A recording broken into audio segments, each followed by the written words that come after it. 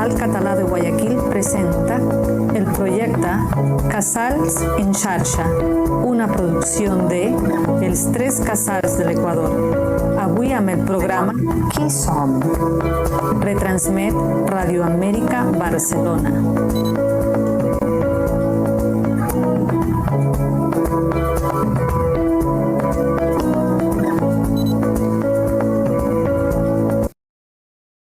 Benvinguts al nou programa Qui som? Qui som els catalans de l'exterior? Qui som els que estem viatjant, deixant d'enyorar de Catalunya? Qui som? Quina és la nostra identitat?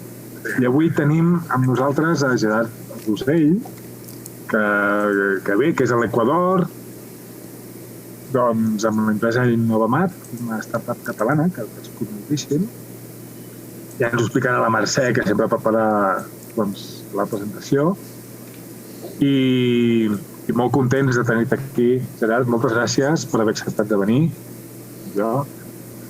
I moltes gràcies també a tots els que feu possible aquesta iniciativa de Casals en xarxa, de fer xarxa entre catalans, de fer a l'exterior, de fer sinergia entre casals, tots, no? Moltes gràcies al Casal de Paranà, de Guayaquil, de Quito, a tots els que heu involucrat en aquesta iniciativa. I ja sabeu, doncs, com sempre, que estem sent transmesos per les xarxes de YouTube, Facebook, dels casals de Quito, Guayaquil, Paranà, La Plata i molts altres. I aquest programa també es retransmetrà per la RAB, la Ràdio Amèrica Barcelona, que també forma part d'aquest projecte Casals en xarxa. Molt bé, dit això, Mercè, qui és en Gerard? Mira, estem encantats de rebre Gerard Rosell. Estem avui. És un jove polifacètic, nascut a Barcelona l'11 de juliol de 1990 i ha crescut al Masnou, al Maresme. En Gerard ha viscut a Dublín el 2011 i a Malta el 2012. És entrenador d'esquí al Pallars Sobirà i ha estudiat Administració i Direcció d'Empreses a la Universitat de Barcelona, on va estar al capdavant de dues associacions universitàries, Unió d'Estudiants i Associació de Debat de la Universitat de Barcelona. Ha fundat una startup SkyTam, que va ser tancada el 2017 i ha treballat en 3 startups catalanes d'alt creixement. En l'actualitat, està fent de Country Launcher a l'Equador per l'empresa Innovamat, una startup fundada en Barcelona el 2016 que desenvolupa i distribueix software i activitats docents per a l'ensenyament de les matemàtiques en l'educació primària amb la intenció de revolucionar l'ensenyament de les matemàtiques a tot el món. Doncs ja ho està fent a Llatinoamèrica, Catalunya, Espanya, França i Itàlia. En Gerard és un noi, diria jo, perquè ja tinc una edat, però és un jove molt actiu. Gerard, és un gust molt gran compartir aquesta estona amb tu, conèixer, i he de dir-te que estem àvids de conèixer com és això de la revolució a l'ensenyament de les matemàtiques. Endavant, t'escoltem. Moltes gràcies per la invitació. Em va trucar el Cristian i em va dir, escolta, com ho veus de m'explicar una mica què esteu fent aquí a l'Equador i bé, doncs ja justament tenia una reunió. Moltes gràcies per acceptar. I mira, doncs ja ho hem notat. De fet, una mica jo amb els casals d'aquí de l'Equador doncs tinc una relació amb el casal català de Guayaquil i també amb el casal català de Quito. De fet, ja va ser abans de venir tot, ja vaig començar a contactar, dic, escolta, sé que els casals del món, per aquelles persones que hem estat viatjant de llarga durada, que no només hem estat fent turisme, doncs fan una acollida als catalans i la veritat que molt bona i mira, la veritat que quan he pogut doncs he contribuït i he estat en contacte. Llavors, una mica a la pregunta que ha fet la Mercè Porqueras, de com és això de revolucionar les matemàtiques a Llatinoamèrica, no? O una mica què és el que fem. És un programa de matemàtiques que va crear Innovamat. La van crear 3 joves, més joves que jo, o sigui que amb 24 anys, de fet, van començar a la universitat i van començar-ho primer tot com un programa de reforç a la Politècnica de Catalunya, perquè no sé vosaltres com ha sigut l'ensenyament de les matemàtiques, però l'experiència de moltes persones és que han après unes matemàtiques molt memorístiques, que només una persona treia la solució, i que en certa manera que era tot molt algorítmic. I això fa que després els estudiants, quan arriben a la universitat i tenen problemes d'enginyeria, que no són capaços de resoldre els problemes que s'hi troben en la universitat. Llavors, aquest projecte va començar a 3 joves, de 24 anys, per la Universitat de Catalunya. Tu entre ells? No, jo vaig incorporar més tard. Tu no és matemàtic, clar. Bueno, jo soc perfil d'administració d'empreses que sí que té matemàtiques, però he de dir que les matemàtiques que jo li he donat no eren com les matemàtiques d'Innovamat, que eren molt més, que són molt més entretingudes. I el que sí que és xulo, i ja per tampoc no allargar-me molt amb aquesta explicació, és que des del 2017 a l'actualitat l'empresa ha crescut a més de 1.300 escoles, o sigui, vam començar amb 10 al 2017, ara en tenim 1.300, i estem cada cop en més països del món. Un percentatge de Catalunya important, d'Espanya, França, Itàlia, i justament hem fet l'aventura des del 4 d'agost, hem començat a fer les aventures d'enviar a catalans, o gent de la companyia, però majoritàriament ara de moment han sigut catalans, que els hem enviat a Xile, a Equador, a Mèxic, i a mi un juliol, el dia abans del meu aniversari, em van trucar i em van dir: escolta, te'n vols anar a Equador a obrir mercat i tot això? I jo vaig dir: home, doncs em sembla bé. I en 2 setmanes vaig agafar, diguem-ne que donar l'avís pertinent en el pis on estava, vaig fer les maletes i me'n vaig venir cap a Equador. A veure, això seria com l'informal, però sí que hi havia una anàlisi prèvia d'altres companys i tot per fer-ho. Ja hi teníem clients de Guayaquil i de Quito, el que passa que es portàvem a distància, però ja vam dir: escolta, anem a fer-ho bé, que bé vol dir muntar l'equip, obrir oficines, establir relacions, etc. I aquí estem. Això suposo que és Country Launcher, que queda molt bé, Country Launcher.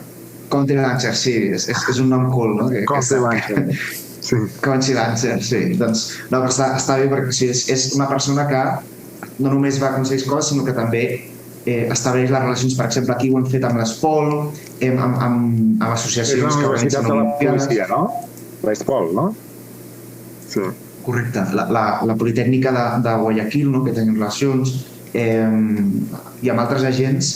El Ministeri d'Educació també hem aconseguit algunes relacions i creiem que nosaltres no som un projecte a l'ús com una editorial que ven els llibres i desapareix, sinó que nosaltres ens convertim en els partners de matemàtiques de les escoles, perquè formem els docents i perquè els proporcionem tota la tecnologia i la didàctica suficient. I ara justament la setmana passada vam fer un esdeveniment aquí a Equador, a Guayaquil, de fet a Sant Borondón, a la Unitat Educativa Monte Tabor, on van convidar a més de 120 docents de totes les escoles que treballen amb nosaltres, i la veritat que va ser un èxit. De fet, la foto que hi havia ara aquí en el Zoom, l'última, és d'una de les formacions que vam fer, que va venir el responsable de tot Llatinoamèrica, que és l'Oriol Plans, i també el Dinko Mitrovic, que va venir de Xile per venir a fer les formacions, que és el nostre referent de didàctica de les matemàtiques. Llavors, creiem que Llatinoamèrica és interessant per la necessitat d'una educació diferent i revolucionària, i per això nosaltres està tenint tan bona acollida aquest projecte. A Mèxic tenim un equip que en 3 mesos ha crescut molt, l'equip de Xile també està creixent, i en breu estarem a Panamà, ja estem a Costa Rica també, però també a Colòmbia, a Perú, entre d'altres llocs. Són països que tenen un projecte com el nostre d'acollir.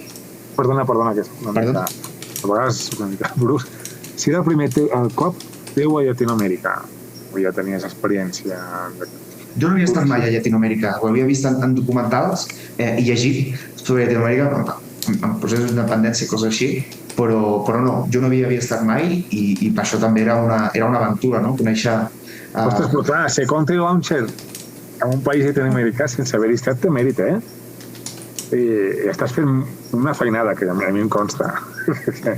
Sí, la veritat que ens està anant bé, també prens una mica, sobretot, coses que de Barcelona no estàs acostumat, no? I això una mica, doncs, a l'arribar aquí, el tema de la inseguretat, no? que vius a Guayaquil, coses culturals, no? També el fet que et veuen estranger i ja doncs, sempre avançar per l'esquerra, no? Però bueno, jo crec que al final també, com que ja havia viscut altres llocs del món, encara que siguis a Europa, doncs també saps com una mica com adaptar-te, no? I sempre adaptar-te a la cultura on vas crec que és important, no? Ja t'he dit massa, potser. I tu havies viatjat primer el teu primer viatge va ser a Dublín, no? Com va ser això? Sí, de fet va ser perquè estava fent d'entrenador d'esquí a Espot Esquí, al Pallars Sobirà, i estàvem organitzant els campionats del món de telemarc, allà feia entrenador però també col·laborava, sempre posa voluntat i tot, no? D'esports, una mica la voluntat així d'associació i tot això, sempre soc el típic que estic a tot arreu, no? I em vaig posar voluntari i a l'escola d'esquí tothom... Jo a l'escola treia molt bon nivell d'anglès, treia 10 sempre, però i llavors tota l'escola es pensava que jo parlava molt bé l'anglès, no? I van dir, va venir un instructor d'esquí i va venir allà a parlar en anglès a l'escola i van dir, amb el Gerard, que sap parlar en anglès. I quan va venir a parlar en anglès no vaig entendre absolutament res i em vaig quedar doncs amb una cara de dir, hosti, jo pensava que parlava molt bé l'anglès i no és així. I me'n recordo que em vaig enfadar tant que vaig dir, això no pot ser, no? No pot ser que tingui una visió tan esbiaixada del meu anglès. I em vaig poder posar a pensar què podia fer i vaig dir, doncs me'n vaig a Londres. Moneda a Londres, tema treball i tot era més complicat, no? I vaig dir, Irlanda, país europeu, mateixa moneda, condicions i tot. Escolta, agafa una motxilla i te'n vas cap allà. Llavors em vaig passar uns mesos preparant-me una miqueta jo pel meu compte, mira, pel·lis en anglès i tot això, perquè quan anés allà em posés a buscar feina i això vaig fer. Vaig agafar una motxilla, 700 euros a la butxaca i a buscar feina. I vaig agafar un currículum i em vaig recórrer tots els bars i restaurants que vaig trobar de tot Dublín fins que al final vaig trobar un lloc. Perquè jo, des dels 16 anys, que caps de setmana i estius he treballat de cambrer per pagar-me les coses que siguin. Llavors tenia aquest background d'haver treballat, però em va servir. O sigui, jo vaig anar allà bàsicament per aprendre anglès. Però m'ho vaig prendre seriosament. O sigui, vol dir que treballava i me n'anava a la Biblioteca Central de Dublín. Quan no estava treballant, m'agafava els llibres d'anglès i estudiava pel meu compte. I em vaig preparar a l'examen d'anglès anant sol a la Biblioteca de Dublín a preparar-ho, no? De fet, també vaig conèixer alguna noia així que també m'ajudava, una alemanya, i vulguis que no, doncs és la manera. Això és important. Per això Dublín. De totes maneres, doncs sí. de totes maneres, l'anglès d'Irlanda no és el mateix. T'hauràs trobat també amb un entrebanc allí. Hi ha anècdotes, no? D'allò de sortir a alguna discoteca i conèixer amb algú de Galway i que potser t'entenies molt bé de dir, hosti, que maco, però després parlant no podies parlar res, no? I dius, si això a Irlanda també t'ho trobes, o de Cork, l'accent de Cork no té res a veure, el de Dublín és molt més internacional, és molt més cosmopolita, però quan et venies segons quines persones d'arreu d'Irlanda és que no entenia res, absolutament. I l'irlandès, malauradament, no s'utilitza gaire bé. De fet, allà estava amb el grup de catalans de Dublín, de fet vaig organitzar un Sant Joan a casa meva i que van acabar venint els veïns a l'hotel perquè vaig fer una foguera. Devies conèixer amb en Sergi Marsàbal, no? Sí, em sembla que no vam coincidir en aquell moment. Fa 11 anys, Sí. Per mi és molt. Però sí que jo estava associat amb els catalans de Dublín. Digues, perdona. Continua. No, que vam organitzar un Sant Jordi, van venir tots els de catalans de Dublín, vam fer una bona xauxa. El que passa que vam fer la foguera i va venir el de l'hotel de darrere i va dir, està prohibit fer fogueres aquí, no sé quants. Bueno, que la vam liar, però nosaltres vam fer un Sant Joan a lo català, no? Però que en aquest cas a Dublín va estar bé. I la comunitat d'allà justament era quan guanyava el Barça molt, i ho vam celebrar a lo grande. Això me'n recordo. I clar, el 2011, uau. Llavors ja vas tornar cap als estudis, m'imagino, i després vas anar a Malta.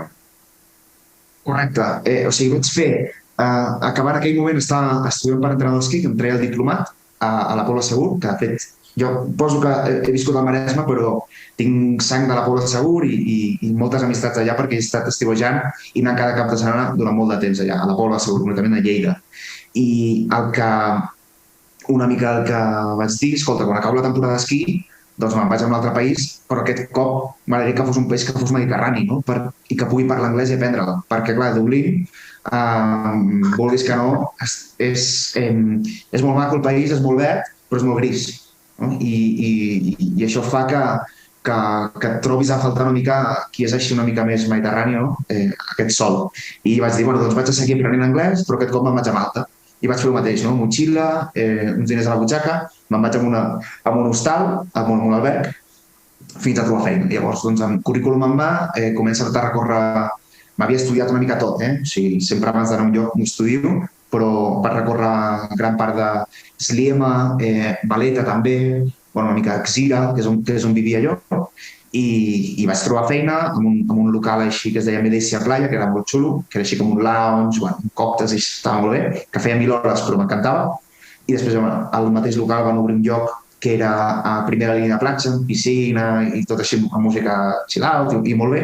I mira, la veritat que va estar molt xulo i també vaig seguir aprenent anglès i durant un temps allà. I això una mica tots els dos viatges. Allà no hi havia catalans al món i de fet vaig obrir la pàgina Catalans al món a Malta, però de fet com que jo ja vaig marxar i sí que hi ha algunes persones que estan registrades però que no té molta activitat ara mateix allà.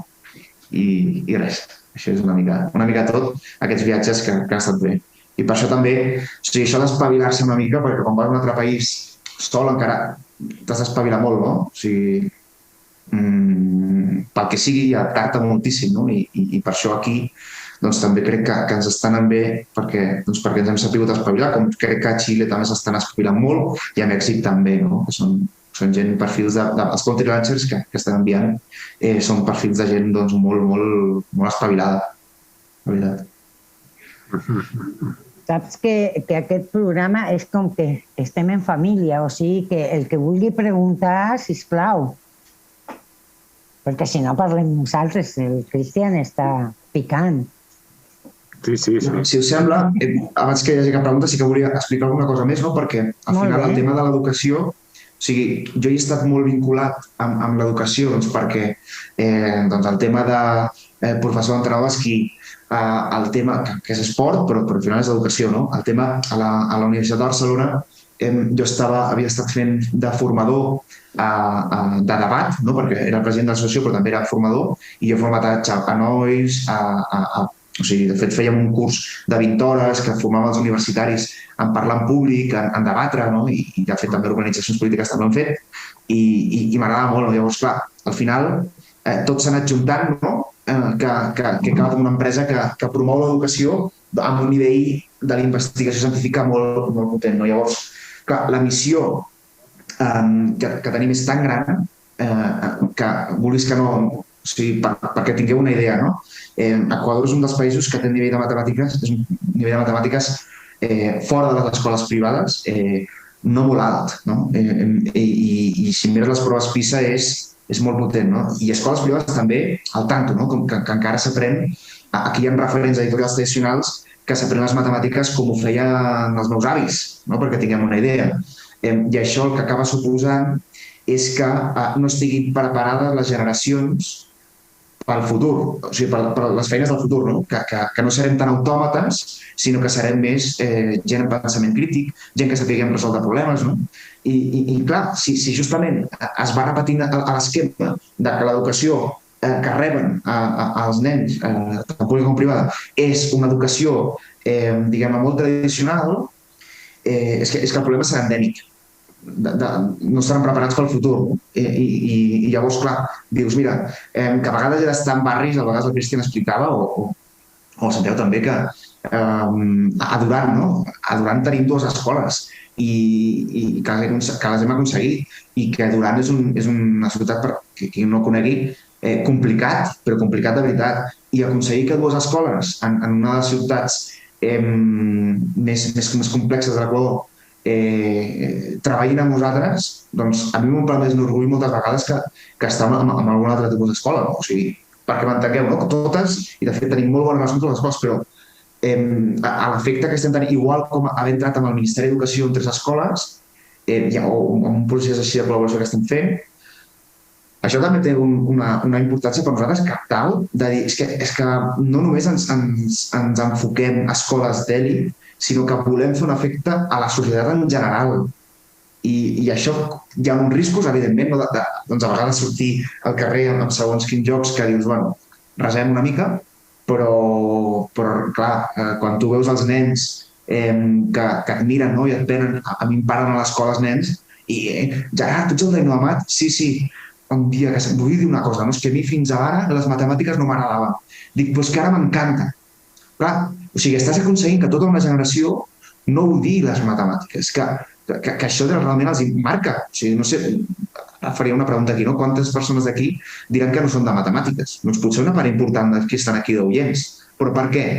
Doncs perquè segurament han tingut un ensenyament de les matemàtiques que no l'ha adequat, que ens ensenyaven les matemàtiques d'una manera que era avorrida, no? I que no era, i que no les enteníem, no? I això, doncs realment, no sé, que és una cosa que estem molt alineats, la companyia, en fer-ho també molt d'acord, que és una mica el que treballem.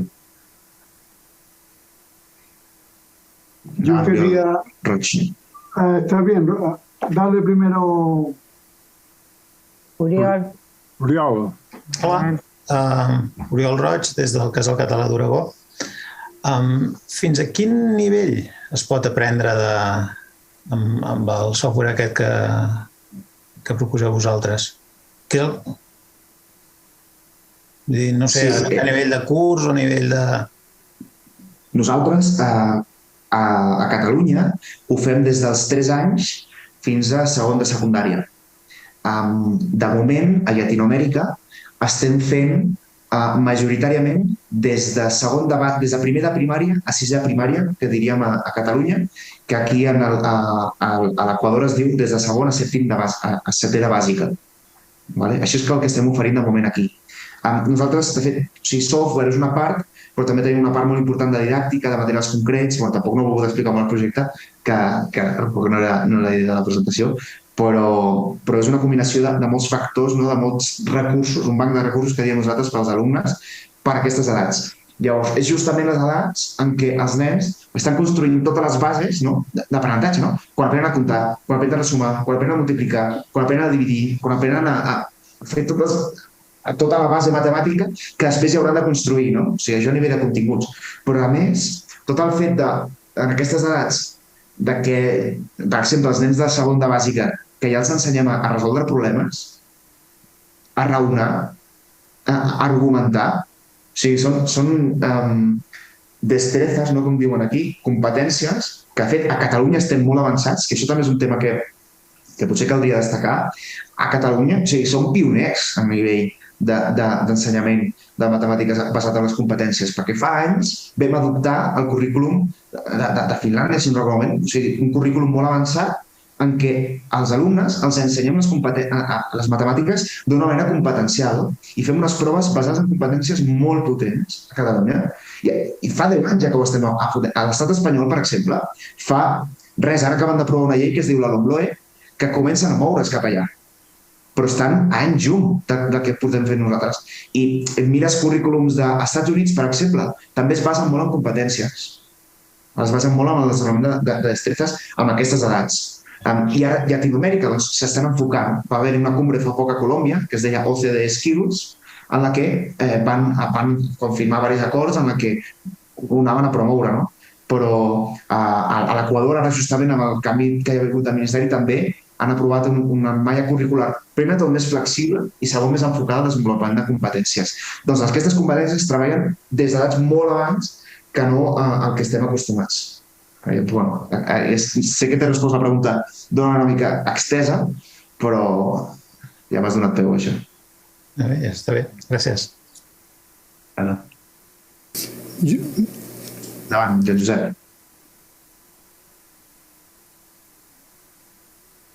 Estàs mutejat, Joan Josep. Ara? Ara. Sí, bona tarda. Deia que jo et planyo molt perquè tens molt de mèrit realment en intentar promoure un tema tan cabdal com és l'educació i dintre de l'educació el tema de les matemàtiques en un continent on realment és molt difícil avançar, tot i que sigui molt poquet, amb el tema de l'educació. Jo només volia comentar-te que jo puc parlar només en la meva experiència. Jo visc a República Dominicana i en aquest cas jo et convidaria a intentar obrir negoci aquí, en aquest país, perquè realment és un dels problemes cabdals. Jo crec que el tema de l'educació és un tema cabdal i més el tema de les matemàtiques.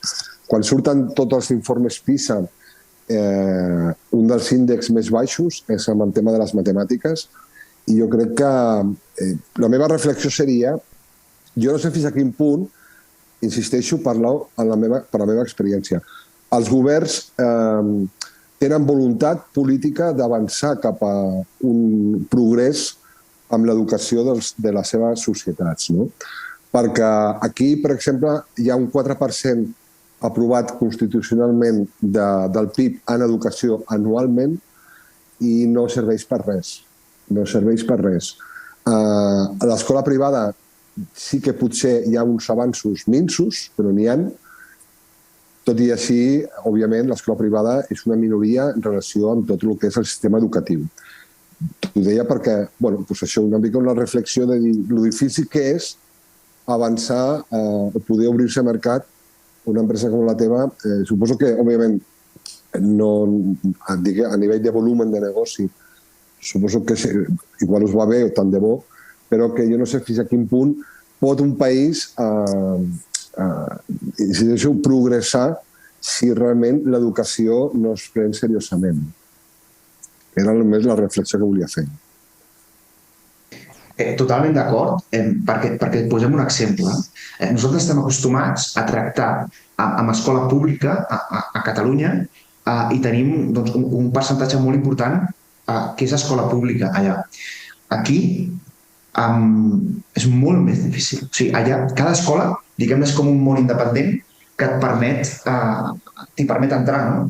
En canvi, aquí el que et trobes és que has de passar per tants filtres per aconseguir aquest acord final m'he reunit amb tantes direccions, no sé si porto des de 4, 5, 6 mesos parlant amb diverses direccions dels ministeris per aconseguir que 3 escoles comencin d'alguna manera. Però ho hem aconseguit, no? O sigui, també gent que som així perseverant, crec que es pot aconseguir sempre amb una visió positiva i menjant de molts gripaus, que crec que també és el que a vegades et toca. Sobre el fet de República Dominicana, o sigui, després parlarem amb el company, escolta, molt de Joan Josep, que et saludi, però sí, tenim un equip que justament es concentra a país per país, que és el que som els controlantes, i després tenim un altre equip que està investigant mercats tipus Bolívia, Hawaii, República Dominicana, altres, per veure si amb el temps hi enviem una persona. Llavors, primer tot, diguem-ne que veiem com és el mercat i a partir d'aquí enviem una persona o no, perquè, evidentment, si no hi ha capacitat de poder-se establir, no enviem a ningú, primer tot fem virtual. I de fet una mica, aquí a Equador també és anecdòtic, vam venir, es va posar, Equador es va posar en el nostre mà, nosaltres el vam buscar, perquè ens va contactar una de les escoles, que nosaltres fem unes jornades, uns webinars que es diuen Endimat, que ara es diuen Format, en el que formem a tot Llatinoamèrica en didàctica de les matemàtiques, no? Brasil, són unes jornades que són gratuïtes, de 2 o 3 dies, en les que fem aquestes formacions, no? I diguem-ne que els ensenyem a gestionar activitats, doncs fomentar les competències, no? I a partir d'aquí una escola de l'Equador ens va trucar i ens va dir, escolta, què bé això que feu, no? Ens ho podríeu ensenyar? I nosaltres des de Catalunya, amb videotrucades, vam dir, algú d'Equador que ens ha contactat, què passa? I justament ens vam adonar que era una de les escoles més referents de Costa, la que ens havia contactat. I no ho sabíem, no? I els vam fer el contracte i tot, vam començar, i a partir d'aquí van sortir algunes altres escoles i vam dir, escolta, sembla que l'Equador pot ser un lloc on encaixem, perquè al final hi ha d'haver un encaix també de currículum, perquè aquí fins ara era molt estricte, no tenen com por de complir el currículum o no del país, no? Llavors, això també és un factor amb el Ministeri. Llavors, a la pregunta també per anar-ho marcant, si els governs tenen ganes, doncs depèn de qui hi hagi al govern. O sigui, aquí, ara, a mi em dóna la sensació que en l'actualitat el govern de l'Equador, almenys les altres esferes, i jo amb qui m'estic trobant fins ara, o sigui, amb molta humilitat, amb la subsecretària mateix que m'he reunit de la zona 8 de Guayaquil, amb direccions, direm, del Ministeri i tot, o sigui, molta obertura, moltes ganes realment de fer un canvi en l'educació. Jo el que m'he trobat fins ara, aquí a l'Equador, també, o sigui, temes lents de burocràcia del que vulguis, però jo he vist una obertura que no me l'esperava i una bona voluntat que, mira, està començant a treure els seus fruits. En Santiago tenia una pregunta abans. No problem, pero yo lo que ya lo fuiste desarrollando es un poco la diferencia entre los colegios privados y los colegios públicos, ¿no? El colegio privado obviamente funciona, por lo menos acá en el Ecuador, muy independientemente, pero sí tiene que seguir los programas básicos que determinan el outline, como quien dice, del Ministerio de Educación, ¿no? Pero tienen más flexibilidad porque ellos contratan directamente cualquier cosa. A mí me pareció cuando lo conversamos, creo que hace un par de semanas, un logro importante haber entrado en colegios públicos en el Ecuador, porque eso es muy difícil, eso normalmente es un trámite como tú lo describías, pero peor, ¿no? O sea, más bien has avanzado bastante bien en ese aspecto, ¿no? Así que me alegra mucho. Y el otro es el tema de la matemática. Sí, yo creo que la gente se niega por la mala experiencia con los primeros profesores. Yo tuve suerte, la verdad, y no sé si es la curiosidad o el amor al conocimiento que yo tengo, pero a mí me encantó las matemáticas, le voy a decir, a pesar de profesores malísimos que tuve en alguna ocasión, ¿no? ¿Verdad? Pero yo sí he visto gente que tú le rompes un par de esquemitas que tenían ahí y los ves haciendo matemáticas bastante complejas sin ningún problema. Porque estos días me ha tocado poner este ejemplo para varias cosas.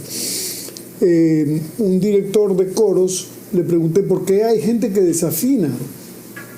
Entonces él me decía, mira, para que desafine de manera, digamos, natural, porque tiene un defecto, el defecto tendría que ser en el cráneo, en la forma del cráneo, de modo que la resonancia dentro de los oídos está distorsionada y entonces canta mal.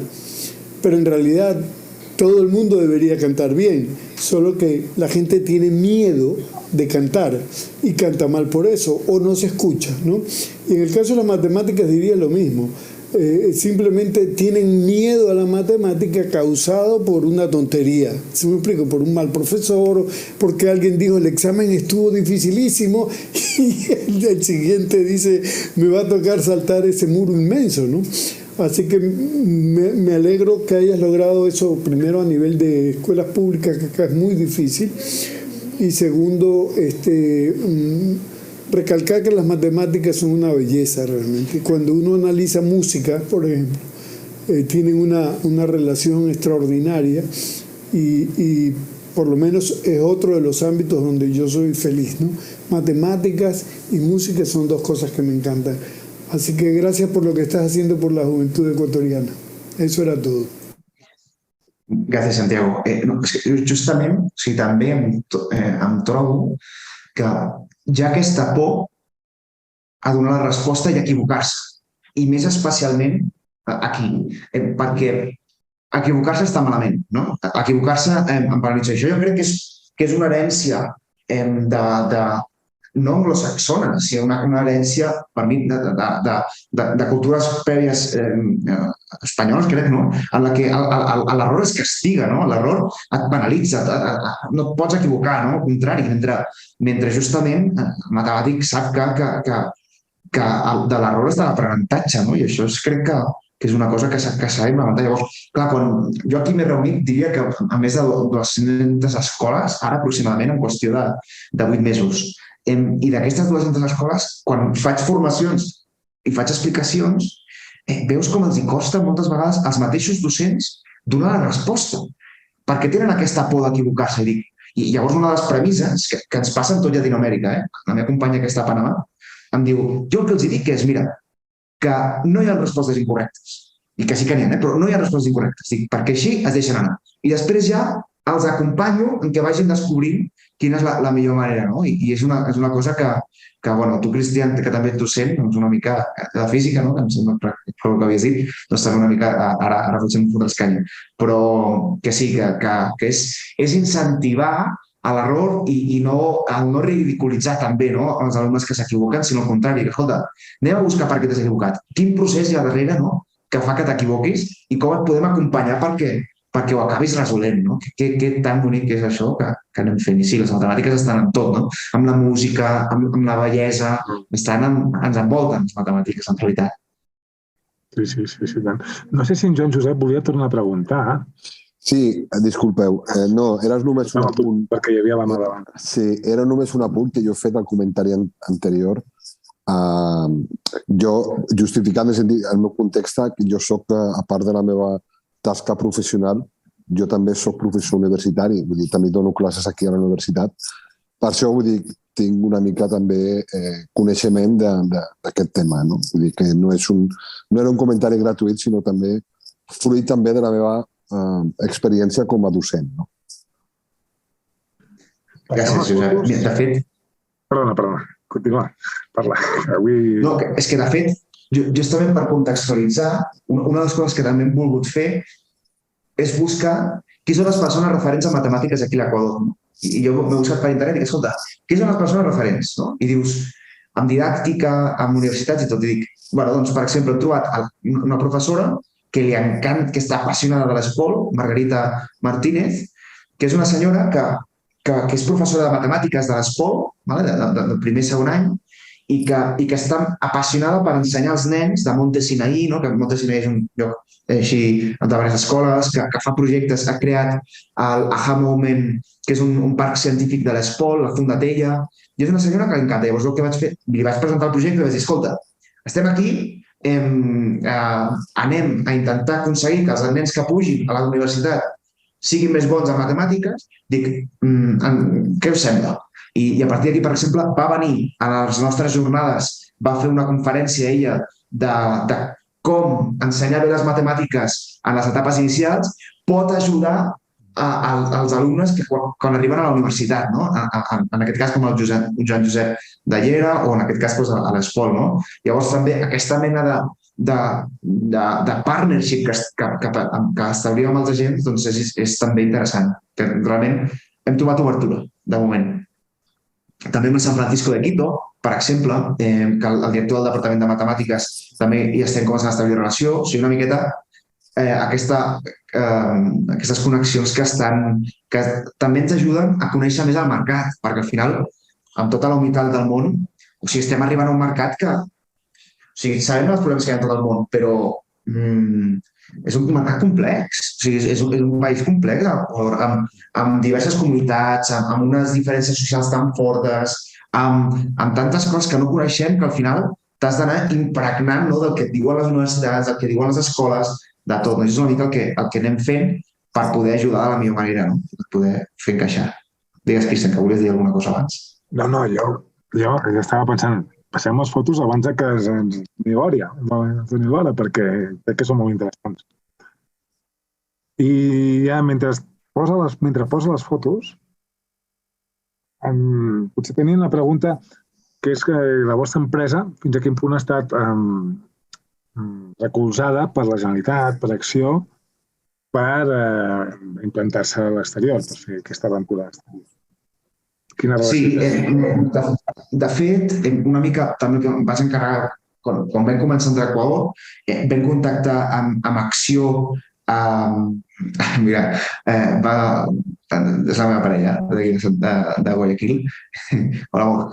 Bueno, era el fet parlar, era de seguida. Sí, molt bé. Doncs que, què passa? Que vam dir, escolta, hi ha uns entitats públiques que es dediquen a ajudar a la implementació d'empreses catalanes a l'exterior, contactem-les.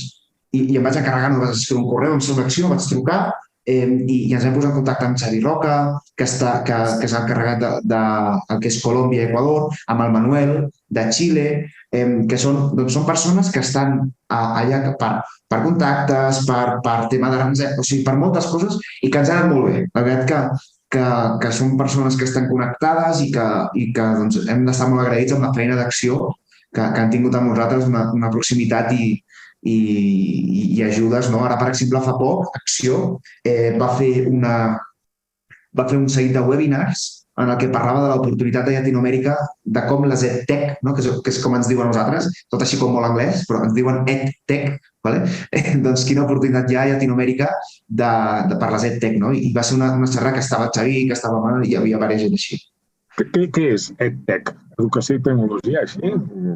Sí, correcte. O sigui, ara a tot li poses un tech i ja ho tens fet, i ja queda bé.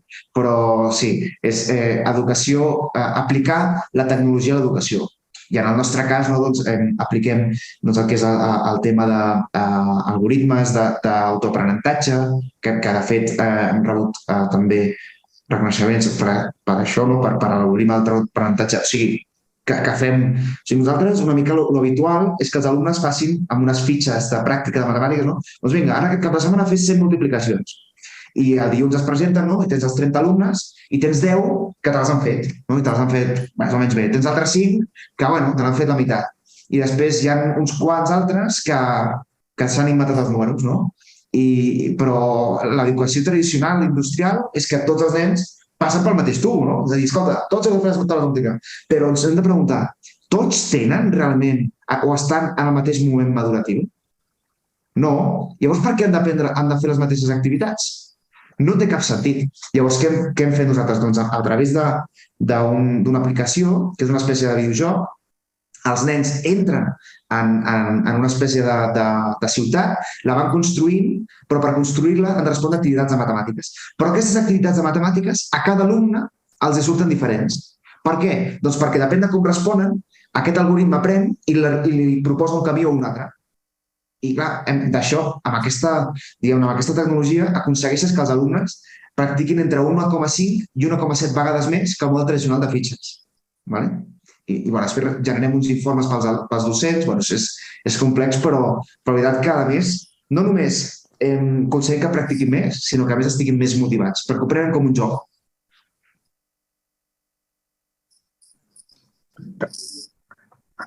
Potser... Vamos a pasar un ratito las... Sí, n'hi ha algunes. I em sembla que també hi surt l'Andrea. Andrea? Entenc que la... Benvinguda. Hola. Yo los entiendo, pero no puedo hablar todavía. Ara, hi haig alumne del casal de Guayaquil, ara, per culpa del Gerard? ¿Ets alumne de català? Sí. Sí, estoy yendo parcialmente, pero sí estoy yendo. O sigui, que aquí a l'Equador hi vas trobar... Sí, ens vam conèixer amb l'Andrea, de fet, molt al principi ens vam conèixer, i hi ha qui diu que l'Andrea em va treure de duanes de l'aeroport, perquè jo vaig arribar el dia 4 d'agost i ens vam conèixer com el dia 6 o 7 d'agost, i des de llavors que estem junts, o sigui, i la veritat que molt bé. Ara, separats, malauradament, perquè jo estic a Quito i ella a Guayaquil, però bueno, ja trobem la manera de trobar-nos. Ara, per exemple, el dia 28 i 29 me'n vaig a Cuenca i aprofito i baixo a Guayaquil al cap de setmana amb ella i bueno, ens anem trobant la manera de trobar-nos. Es parte de la adaptación a Ecuador también. Bueno, Sí, la veritat que ja em diu guayaco-català. molt bé. Bueno, ho entenc tot, O sigui, en català. Ja veig que sí, És bo perquè L'amor és abans, molt al principi, important. era bo perquè quan parlava amb la meva família o a l'empresa podia parlar sense miraments, saps? Dic, escolta, no t'entens res. Però ara, quin perill. O sigui, qualsevol cosa que dic ja s'entera de tot. Llavors, tanto. Yo creo que para las personas que aprenden catalán es más fácil desarrollar el tema auditivo que hablarlo. Entonces, es mucho más sencillo entenderlo que aventurarse ya a lanzarse a hablar, ¿no? No, sense por d'equivocar-se. D'acord con Andrea, totalment. Sense por d'equivocar-se. Es cuando te oía decir eso, Gerard, el tema del miedo, que lo hemos conversado también, me di cuenta que mi miedo, el meu por a parlar català és por, perquè pot parlar una miqueta, però pot. Y no está mal equivocarse. No, si no, t'inventes les paraules i ja ens entendrem. Sí, Això tampoc. es una buena idea, añadimos al diccionario. y le decimos un guayaquileñismo y se acabó. A ver, vamos a pasar las diapositivas, es lo que propone Cristian. Vale, endavant. Sí, perquè és que ens volem ajustar els temps de la RAP, la Ràdio Amèrica Barcelona. Sí, perfecte. A veure què surt. Gerard Rossell, mira. Bueno, aquí és les jornades que vam fer a Montetabor, estàvem així presentant, i no es veuen tots, però aquí hi havia uns 120 docents de 17 escoles, i també va venir un Ministeri d'Educació, un representant del Ministeri, a veure-ho. Es veu una mica pixelada, no sé si és només a mi, però bueno, és igual. Si voleu passar següent. Però aquí, això és la primera cita que vam tenir amb l'Andrea, de fet, a Bucay, que vam anar a baixar unes cascades i una cosa així, que de fet jo no tenia sabates d'esport aquí encara, i vaig anar amb les sabates de vestir i posant-me per aquí amb sabates així de carrer, saps? Però bueno, és igual.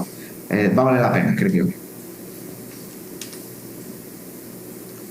Aquí entrenant per aquí, per la Carolina, que després em vaig enterar que aquí roben molt i tal, i ja no, a l'Índia no vaig entrenar mai més, perquè ja no he dit coses perilloses, però bueno, mira, alguna de foto.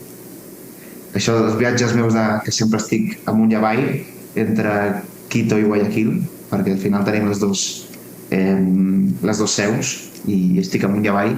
Realment el que es fa difícil és el viatjar des de Quito a l'aeroport, és el més complicat, però bueno, endavant, això no sé.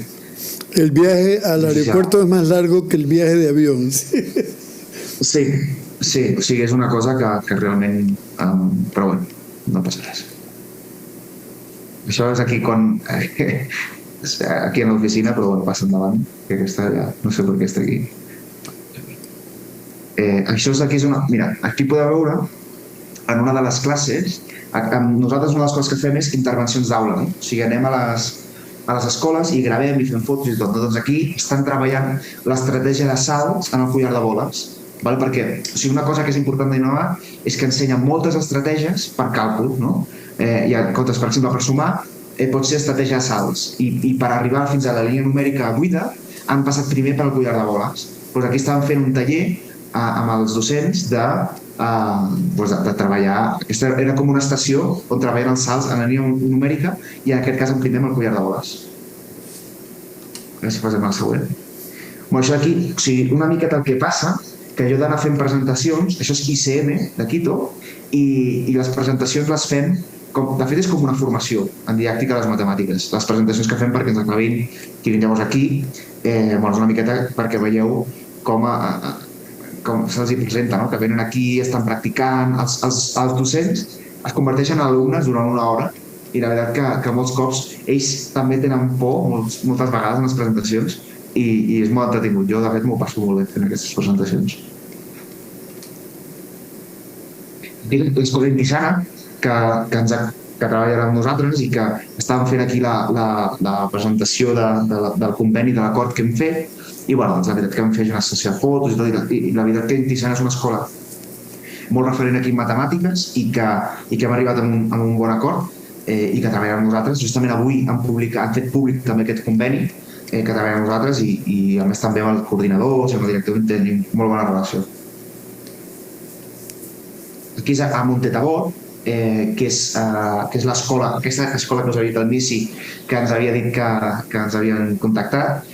Aquesta formació són d'aquests 120 docents que va venir, aquí es veu el DINCO, es veu una mica pixelat, no tenim fotos, i el que venen els docents, de fet, han dit que la majoria dels docents estan supercontents d'aquestes formacions. O sigui, m'encanta Innomat, m'encanta Innomat, m'encanta Innomat, no? Des de l'escola més alta fins a la pública, no? Que han sortit d'aquestes formacions. A mi he rebut missatges personals dels coordinadors i directors de les escoles dient-me ja tinc a tots els professors que els hi encanta, estan molt motivats. Gràcies per aquestes formacions. I a mi m'obrien i la veritat que te'n plou d'orgull que haguéssim pogut fer això. Va ser una feinada, però bastant bé. A veure si ja em sembla que hi ha més fotos. Bueno, sí, una altra formació, aquí és amb el responsable de Llatinoamèrica, que és l'Oriol Plans, que feia la formació en aquest cas en el grup de preescolar. També a Montetabor.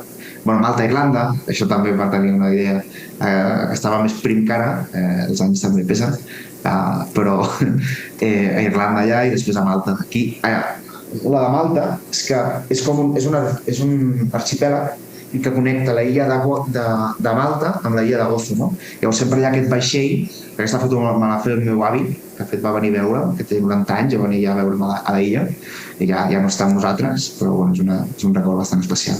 I a Irlanda aquí també estàvem visitant una mica les zones d'unes platges que hi havia allà. I sembla que ja no hi ha més fotos, o sí? Bueno, sí, aquí com a entrenador d'esquí, és que es veuen, no sé si són més a mi, es veuen pixelades, però bueno. I aquí a Portainer, que aquesta foto me la va fer el meu grup, el grup d'esquí. Jo de fet estava en el club d'esquí de Rola Segur des dels 3 anys i també haver sigut l'entrenador del club durant diversos anys és un orgull, no? Veure els nens que creixen i que ara també hi ha uns quants que són entrenadors, doncs et fa molta il·lusió, no? De xavals que has tingut tu de petits. I aquí és vam organitzar el primer torneig de debat on convidàvem gent de l'estat espanyol a la Universitat de Barcelona, això és el Paranimf. Van venir, em sembla que 15 escoles o així, no, 15 universitats, perdó, i va anar molt bé. La veritat que va ser un èxit, un equip també molt xulo i va ser tota una experiència, no? I a partir d'aquí doncs van moltes col·laboracions i moltes coses. Una molt bona experiència, la veritat. I, home, aquí no surt tu? No, aquí és el... Ah, sí, aquí ja s'ha agafat. Estàvem a Guayaquil, no? Que estàvem fent, diria que era la Diada de Catalunya, que es va fer un dia abans en el museu que hi ha al centre i mira... El Naín Isaías. El Naín Isaías, sí, el Museu Naín Isaías és eso. I que hi havia l'exposició de dones catalanes, no?, en el món, que va estar bé. Mira, portava la mateixa camisa que avui. Bueno, sí, aquí també aquell dia que estava el del grup. A veure, i moltes gràcies, ja està. Molt bé, doncs moltes gràcies. Moltes gràcies, Gerard. Moltíssimes gràcies. I ara, amb els temps de la Amèrica de Barcelona, ja hauríem de plegar format d'una hora, però ens podem quedar a l'off the record. Molt encantats d'haver-te tingut aquí, ja ho saps que és casa teva. He après molt, he après molt. Quan estaràs per aquí a l'Equador? Mira, tot fa pensar que com a seu meva serà fins setembre, més o menys, perquè a Catalunya la idea és anar-hi al setembre, i després segurament estaré a Colòmbia durant un any i em quedaré doncs, entre Colòmbia, Equador i Perú durant un temps. Una mica aquesta és la perspectiva, si tot va com pensem a la companyia. Llavors això és, almenys a la comunitat andina, tot fa pensar que uns anys m'hi tocarà. Estaràs per aquí, per la comunitat andina, ja prop. Doncs molt bé, ara anem al toc de Castellers, a Macer, i després podem continuar amb el rècord. Ha estat molt interessant, o sigui que podem continuar tranquil·lament. Això va ser Qui som? Del projecte Casals en xarxa, un programa dels 3 casals de l'Equador, Casal Català de Guayaquil, Casal Català i dels Països Catalans de Quito, Casal Català de Cuenca. Retransmet Radio América Barcelona. Producción avi.telesonda.com. Desde Radio TV de Casal Català de Guayaquil.